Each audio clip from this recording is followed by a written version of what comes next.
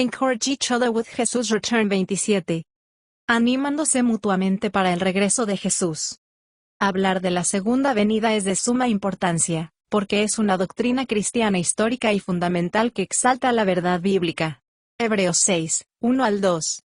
El Señor viene, cada día que pasa, su regreso se hace más eminente, retándonos a vivir nuestras vidas conscientes de que un día de estos, su promesa se hará realidad de verlo con nuestros propios ojos. La Biblia nos muestra las condiciones de cómo será el mundo antes del regreso del Señor. Dice, que habrá una gran tribulación en la tierra como nunca antes se ha visto ni se ha oído jamás. Mateo 24:21, segunda de Timoteo 3:1. Nos habla que la situación irá de mal en peor, que las tribulaciones y lamentos en estos años serán terribles. Sin embargo, estos acontecimientos que se están gestando ahora no aparecerán de la nada. Son una prueba indubitable del regreso de Jesús. En los tiempos del fin, nuestras vidas serán cada vez más afectadas por el caos que se aproxima. Antes de su regreso, los hombres desfallecerán de temor ante lo que estará sucediendo en la tierra. En Lucas 21:28, Jesús dijo, cuando vean que estas cosas comienzan a suceder, levanten la vista y alcen la cabeza, porque su redención está cerca. La palabra griega que se traduce mirar hacia arriba, demuestra euforia y gozosa expectativa de los que lo esperan. Sin embargo, no podríamos reaccionar así, si desconocemos el motivo del regreso de Jesús y el plan de redención final. Como creyentes, necesitamos comprender todo lo que está sucediendo y por qué, para así poder afrontarlo firmemente y responder, sin temor, con esperanza y paz interior. Tito 2:13. Para entender que Jesús regresará para traer la salvación completa al mundo, es necesario entender el plan eterno de salvación de nuestro Dios Todopoderoso para la humanidad entera y la tierra. Dios creó a los seres humanos para que se convirtieran en sus hijos, y sus hijas por la fe en Cristo. Él hizo a este mundo para que fuera el hogar eterno para él y su familia. Efesios 1:4 al 5, Salmo 115 del 15 al 16, Isaías 45:18. Cuando el primer hombre pecó, la maldición, la corrupción, la enfermedad y la muerte se infundió en toda la creación. En Romanos 5:12, dice, por tanto, como el pecado entró en el mundo por un hombre, y por el pecado la muerte, así la muerte pasó a todos los hombres, por cuanto todos pecaron. Por el pecado de Adán, todos los humanos fueron excluidos de la familia de Dios, y la tierra, el hogar eterno fue maldecido y con ella toda la descendencia de Adán. Sin embargo, Dios que es omnisciente, ya sabía lo que pasaría. Planeó de antemano su plan en la eternidad para recuperar a su familia y su hogar que se perdieron, encarnando y tomando forma humana para venir a buscar y salvar lo que había perdido. Lucas 19:10. Jesús vino a la tierra por primera vez para establecer el plan eterno de Dios, para recuperar y restaurar su familia, y su hogar familiar al morir en sacrificio por el pecado. Jesús, mediante su muerte y resurrección, nos abrió el camino a todos los que creemos en el ser limpiados de nuestros pecados, y reintegrados a la familia de Dios de nuevo. Jesús regresará pronto para restaurar su hogar familiar, la tierra, para eliminar y limpiar de una vez para siempre la maldición de la corrupción, enfermedad y la muerte, para devolver al hombre y a este planeta al estado original en que fue creado, y luego establecer su reino eterno, y visible en la tierra donde vivirá con su familia para siempre. Jesús viene para concluir con el plan eterno de Dios para su familia, trayendo la salvación total a su pueblo. Esta salvación plena incluye la resurrección de los muertos y la restauración de la tierra totalmente. Hebreos 9 del 26 al 28. Cuando hablamos de la resurrección de los muertos, estamos hablando de la reunificación de la parte interna y externa de nuestro ser, que se separan al morir. Cuando Jesús regrese, nuestros cuerpos resucitarán de la tumba, inmortales e incorruptibles, tal como es Él, para vivir en la tierra para siempre. Primera de Corintios 15 del 50 al 57. Cuando la tierra sea restaurada a su estado anterior al pecado, en Apocalipsis 21 del 1 al 5, dice, vi un cielo nuevo y una tierra nueva, porque el primer cielo y la primera tierra pasaron, y el mar ya no existía más, y yo Juan vi la santa ciudad, la nueva Jerusalén, descender del cielo, de Dios, dispuesta como una esposa ataviada para su marido, y oí una gran voz del cielo que decía, he aquí el tabernáculo de Dios con los hombres, y Él morará con ellos, y ellos serán su pueblo, y Dios mismo estará con ellos como su Dios. Enjugará Dios toda lágrima de los ojos de ellos, y ya no habrá muerte, ni habrá más llanto, ni clamor, ni dolor, porque las primeras cosas pasaron. Y el que estaba sentado en el trono dijo: He aquí, yo hago nuevas todas las cosas, y me dijo: Escribe, porque estas palabras son fieles y verdaderas. Antes de dejar este mundo, Jesús les dijo a sus apóstoles que habrá señales que demuestran que su regreso está cerca. De estas señales hablamos la semana pasada, pero tenemos más que decir en esta conferencia. Pocos días antes de ser crucificado, Jesús los preparó de antemano a sus discípulos para su regreso al cielo, asegurándoles que volvería a ellos pronto. Juan 14 del 1 al 3. Estos hombres que fueron testigos presenciales de la gloria de Jesús, pasaron 3 años y medio escuchándolo predicar, enseñar, y experimentando sus milagros. Todos ellos eran judíos familiarizados con las Escrituras, que hoy lo conocemos como el Antiguo Testamento. El Antiguo Testamento es la historia de los judíos, el pueblo y la genealogía del cual Jesús vendría a este mundo. Estos libros fueron escritos por profetas que escribieron en nombre de Dios Todopoderoso en los tiempos de la ley. Los judíos, basándose en estos escritos, esperaban que Dios envíe el Mesías que vendría a establecer su reino a la tierra y restauraría este mundo. Por eso, los apóstoles creían que Jesús era el cumplimiento profético del Mesías prometido. 2 días antes de ser crucificado, Jesús les anunció que el templo de Jerusalén sería destruido, y que habría gran sufrimiento y una gran tribulación en la tierra, antes de que el Señor estableciera su reino eterno. Daniel 12:1, Zacarías 14 del 1 al 4. Por eso, sus discípulos le preguntaron a Jesús: Dinos, ¿cuál será la señal de tu venida y del fin de los tiempos? Mateo 24:3. En respuesta a su pregunta, Jesús dio varias señales. Primero, que habría mucho engaño religioso, que se levantaran falsos cristos y falsos profetas que predican un evangelio falso, y harán grandes señales y prodigios para engañar a muchos, incluso a los escogidos. Mateo 24:24. En los tiempos del fin, los falsos profetas y falsos maestros no serán personas desquiciadas ni locas, sino que por el engaño de Satanás abandonarán la verdadera fe que enseñaron Jesús y los apóstoles. Rechazando la verdad, no quieren sujetarse a su Creador por aborrecer la ley de Dios. Primera de Timoteo 4 del 1 al 2, Segunda de Timoteo 4, 3 al 4. Para comprender la importancia de esta verdad, debemos saber que, antes del regreso del Señor, Satanás ofrecerá al mundo un falso Cristo, un falso Mesías, un anticristo, un sustituto de Cristo, con el intento de impedir que el Rey legítimo tome el control del mundo. Segunda de Tesalonicenses 2 del 9 al 10, Segunda de Tesalonicenses 2, del 3 al 4. Este hombre, inspirado y empoderado por Satanás, presidirá un sistema mundial que abarca 3 áreas: político, económico y religioso. Las acciones de este hombre son una respuesta al mundo que aborreció a Jesús y despreció su palabra, haciendo caer sobre ellos caos, sufrimiento y la gran tribulación de estos últimos años. Apocalipsis 13. Actualmente estamos presenciando el desarrollo y el rápido crecimiento de la religión falsa, que unirá a las religiones falsas para esperar y adorará al falso Cristo, el profano gobernante final de este mundo. Esta falsa religión sonará como cristiana, hablará de Jesús y citará las Escrituras, pero no del Jesús revelado en la Biblia, y aunque utilizando versículos bíblicos torcidos y fuera de contexto, tergiversando las Escrituras para hacerlo decir lo que ellos quieren decir, pisoteando al significado literal del texto sagrado. Esta nueva religión parecerá mucho más amorosa, inclusiva y más tolerante que el cristianismo ortodoxo. Proclamará por todos los medios que todos los caminos conducen a Dios, y que la forma de creer realmente no importa con tal que hagas cosas buenas, aduciendo que mientras seas sincero, y te esfuerces por ser una buena persona tienes derecho de entrar en el cielo. A esta religión falsa no le interesa el conocimiento de Dios, tampoco el cambio de comportamiento y crecimiento espiritual. Sus doctrinas profanas se fomentarán por Internet, y llegarán a todas las esquinas del mundo. Tendrá el potencial de convertirse en una religión global, con la capacidad de atraer a personas de diversas creencias, incluido a los mismos cristianos fieles. Escuchar estas cosas ya no es muy extraño. Aparece una película de ciencia ficción, que se extenderá y llamará la atención del mundo alcanzando a chicos y grandes con gran trayectoria.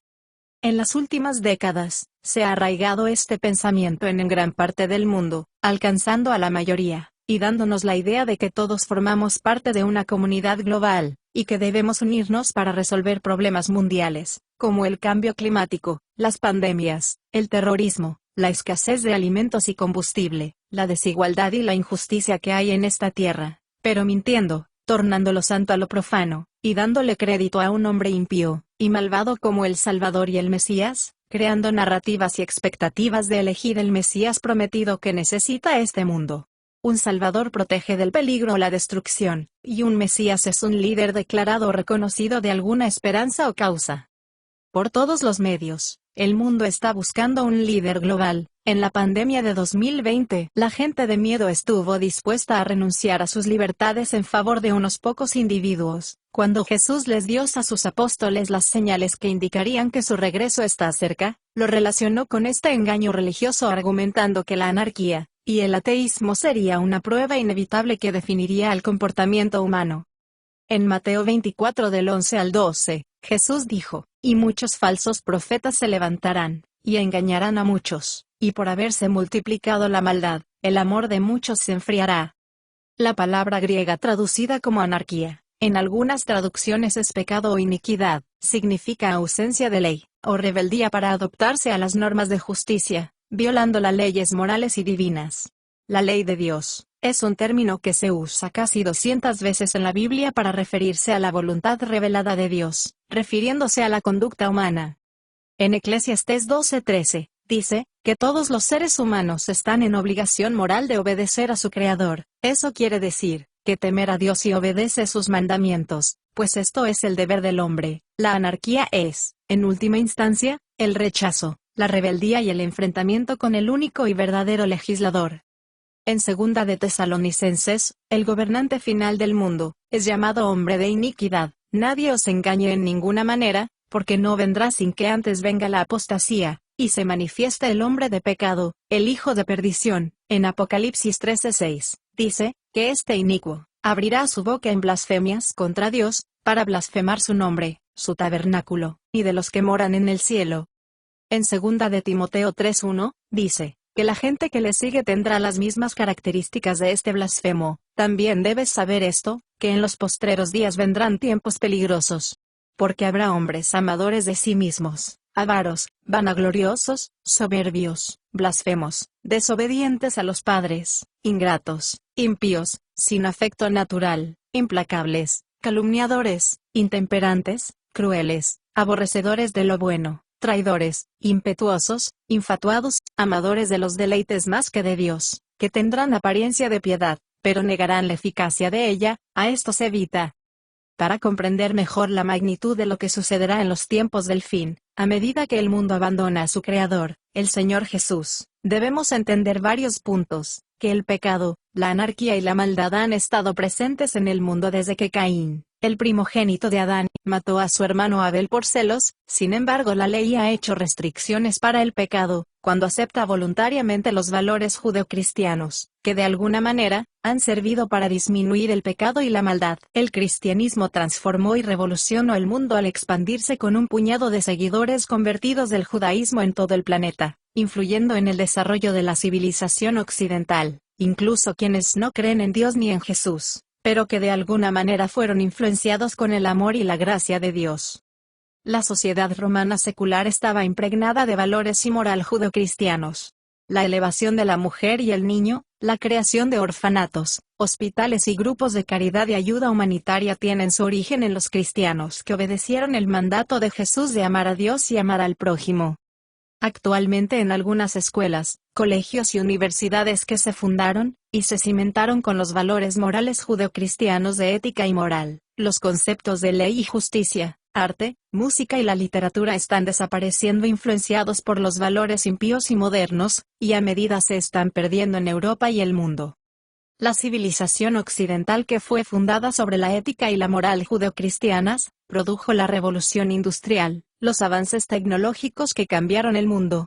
La ley de Dios, que actualmente es expresada por los valores cristianos, ha sido el fundamento de la sociedad en el mundo occidental durante 2000 años. Sin embargo, estos valores están cambiando y rápidamente se están perdiendo a medida que Occidente rechaza la ley de Dios.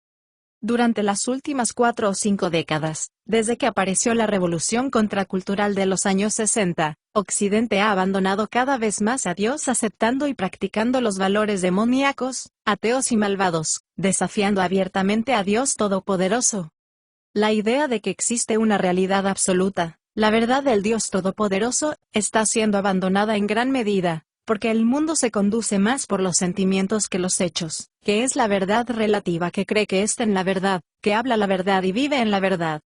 El incumplimiento de los valores cristianos se está perdiendo en nuestro estándar de la vida social. Esta bajeza cultural profana está generando una creciente confusión, caos e ilegalidad en nuestro país. Cada día va de mal en peor en gran parte del mundo occidental. El Señor dijo, en Romanos 1 del 18 al 32, que esto sucederá a causa que los creyentes abandonan al conocimiento de su Creador. Él los abandona a una conducta cada vez más degradante. Pablo escribió acerca de cómo Dios trata a quienes lo rechazan voluntariamente, dejándoles a la merced de las consecuencias de su comportamiento corrompido. Romanos 1:24, Romanos 1:26, Romanos 1:28. En Romanos 1:28, la Biblia dice que todos los seres humanos fueron hechos para tener libre albedrío, y como ellos no aprobaron tener en cuenta a Dios, Dios los entregó a una mente reprobada, para hacer cosas que no convienen. Conclusión: Jesús dio estas señales como parte de un extenso discurso. Además de decirles a sus seguidores que se llenaran de gozosa expectativa cuando estas señales comenzaran a manifestarse, les dijo que prestaran atención a estas señales, y que no se dejaran influir por lo que vieran.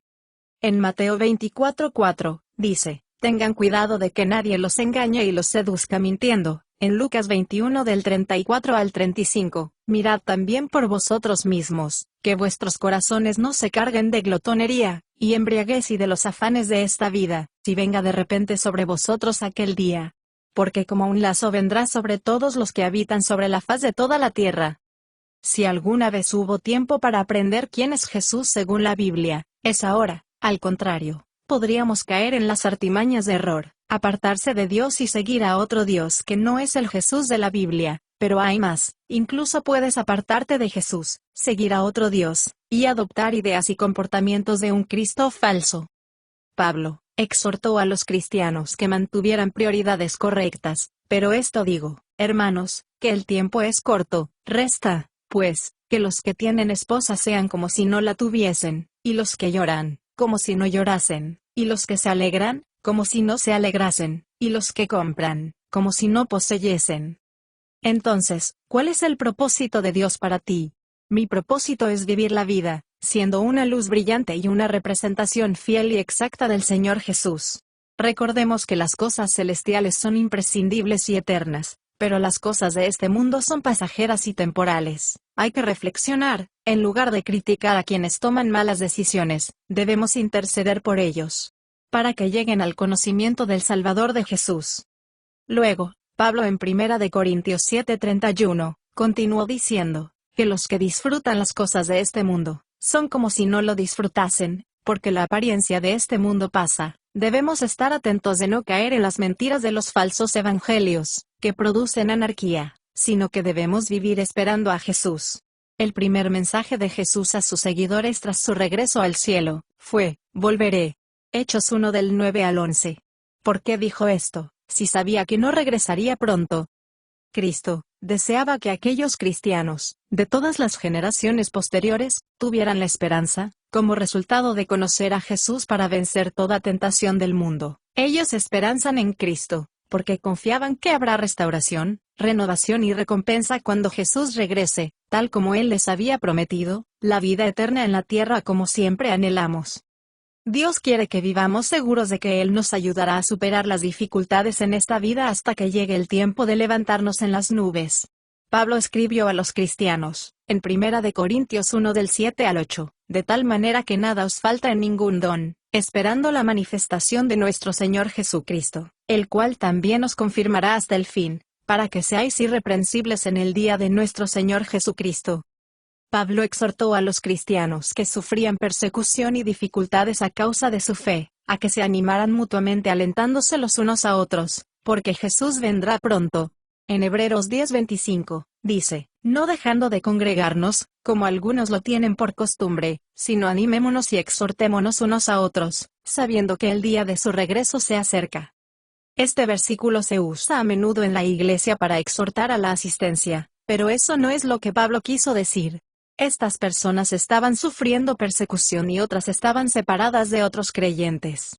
Pablo los exhortó a reunirse para que pudieran animarse y regocijarse mutuamente, por la certeza que tenemos que Jesús regresará pronto a terminar para siempre, con nuestro dolor, las dificultades y adversidades que son pasajeras.